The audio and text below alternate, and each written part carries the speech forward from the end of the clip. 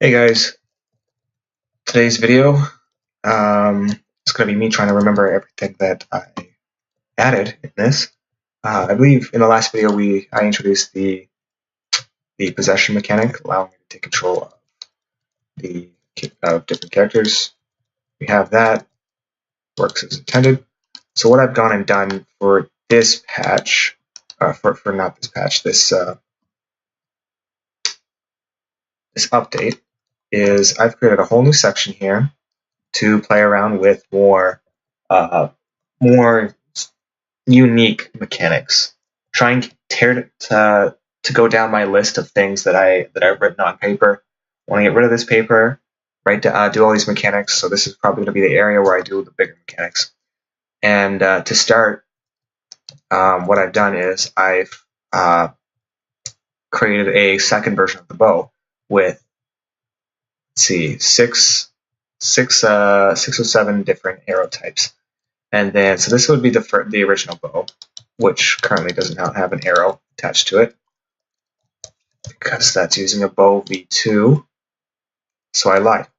That was one of the new bows without the arrows equipped to them.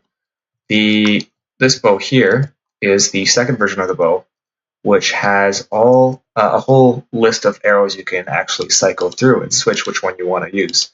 You'll notice in the bottom right, it's giving me it's changing the arrow and telling me what I have equipped. So to start off, we have the classic arrow, which is basically what we had from before. Does the exact same thing. It's just a normal arrow. It goes, it collides with an object, it deals damage. Doesn't matter what it is, it'll do that.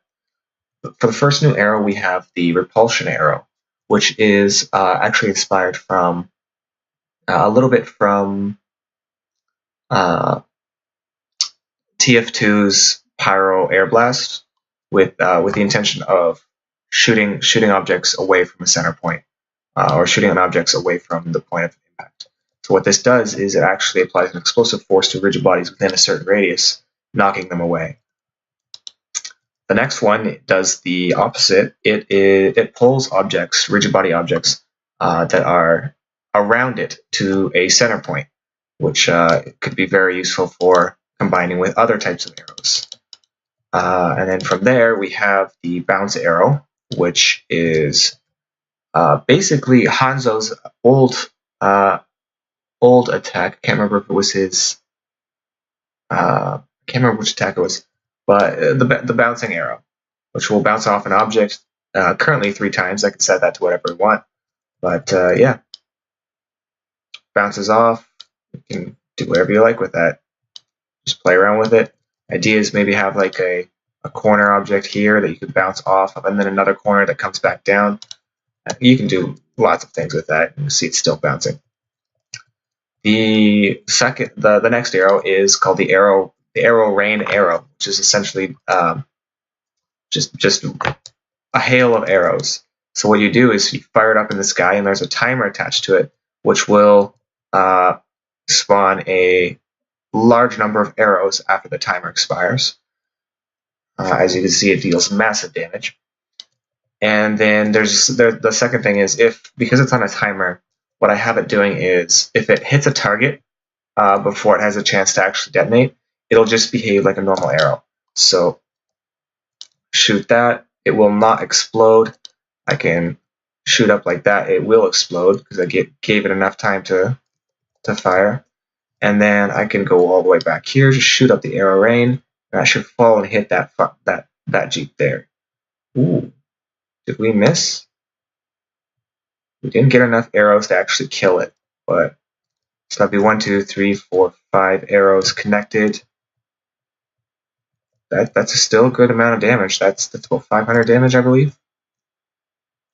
And then for the final arrow, we have the Seeker Swarm, which does something similar to the rain of arrows. It too is fired off into the sky, and after the timer expires, it spawns a bunch of projectiles that actively search out nearby targets.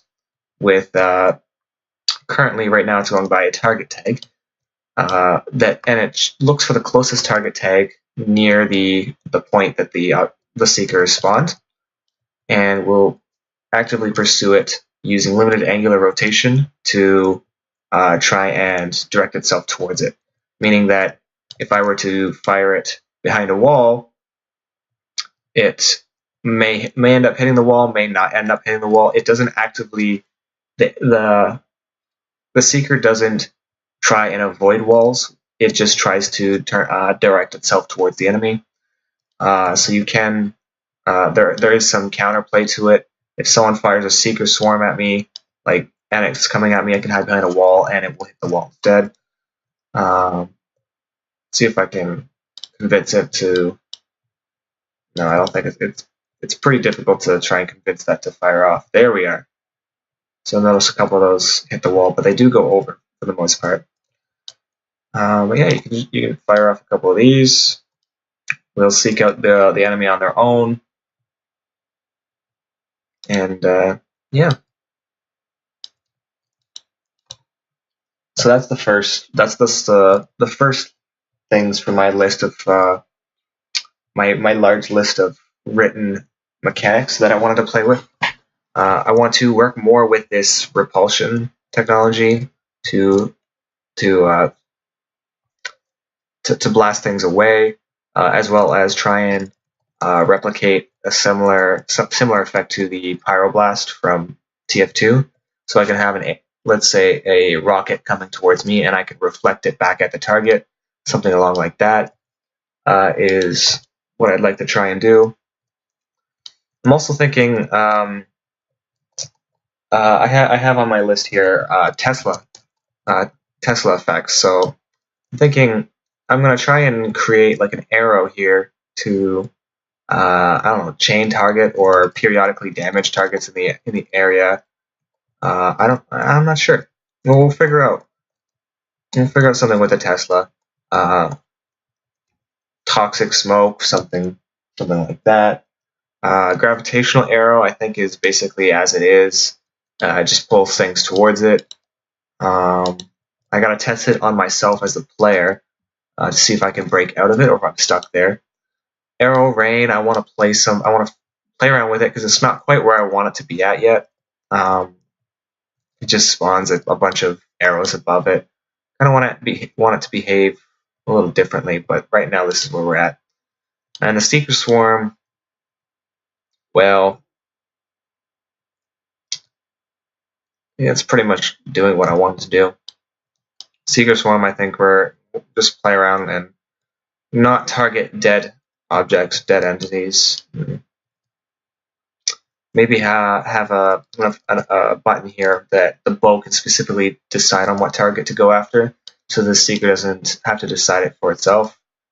Then if I were to press a button while looking at this Jeep, all those swarm missiles would end up going only towards that Jeep, no matter where I fire. So if I fire backwards, then it would go that way.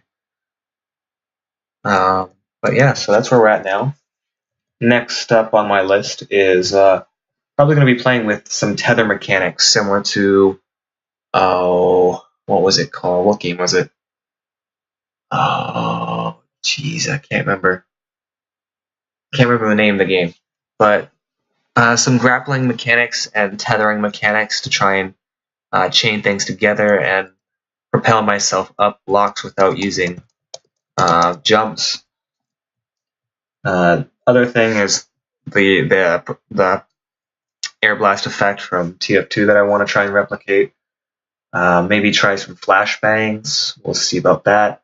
And then get more into Tesla technology.